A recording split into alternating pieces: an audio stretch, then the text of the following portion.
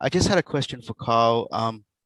I come from a sort of geo-libertarian or bleeding heart libertarian kind of um, belief, and I agree with you that not everyone's better off in our society with property rights.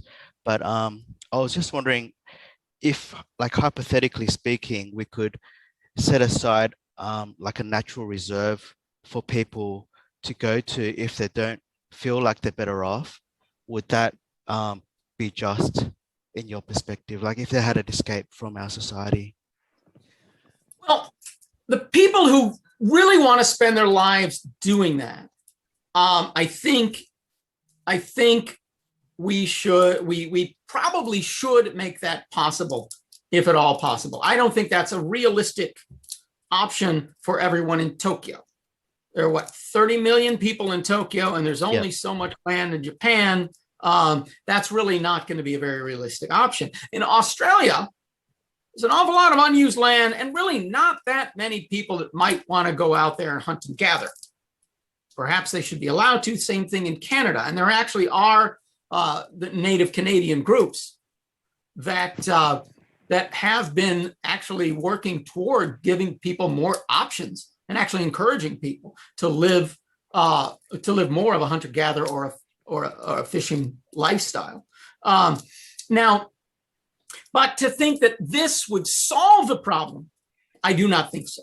I've heard people, well, there's still land in Alaska, and how many New Yorkers are really gonna want to go up to Alaska and live on the North Range there and live in a cabin and try to hunt caribou?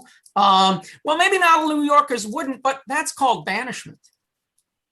That New Yorkers were born in New York. It is not their fault that private property rights people came there and made this land so valuable. You could have about 20. You could have about I think it was 20 people farm Central Park in Manhattan, and 40 acres each, which would be enough for a subsistence farm. And the cost of that would be $20 trillion.